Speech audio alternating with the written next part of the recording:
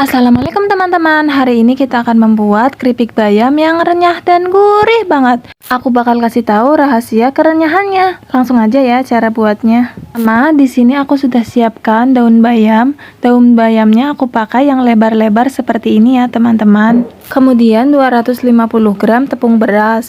Lalu 1 bungkus tepung hungkwe, ini isinya 50 gram, 1 butir telur, 2 siung bawang putih yang ukuran besar, 3 ruas jari kencur, masako, lada, dan garam secukupnya.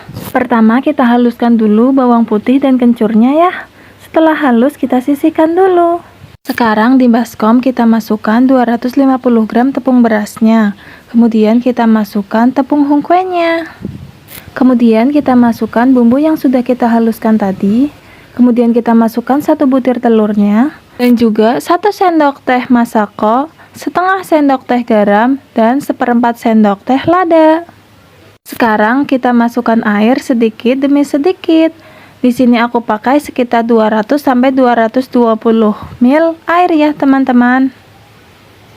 Nah, setelah teksturnya seperti ini, kita masukkan daunnya satu persatu, kemudian kita goreng di minyak yang sudah panas. Kita goreng menggunakan api sedang ya teman-teman, tapi minyaknya sudah panas supaya kulitnya garing dan daunnya juga kering. Kalau apinya terlalu besar, nanti kriuknya atau kulitnya kering tapi daunnya belum kering, jadi nggak enak teman-teman garingnya. Jadi kita gunakan minyak yang sudah panas, api sedang ya. Kita goreng sampai kuning keemasan. Setelah matang sempurna, sekarang sudah bisa kita angkat. Ini dia hasilnya teman-teman.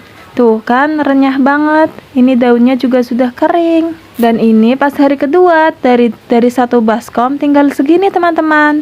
Nih masih renyah banget.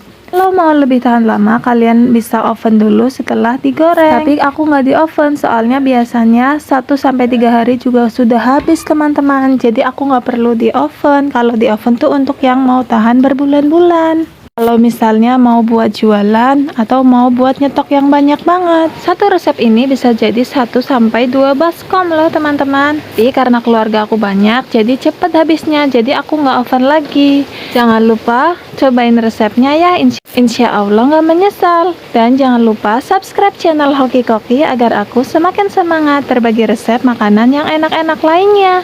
Terima kasih teman-teman. Assalamualaikum, selamat mencoba.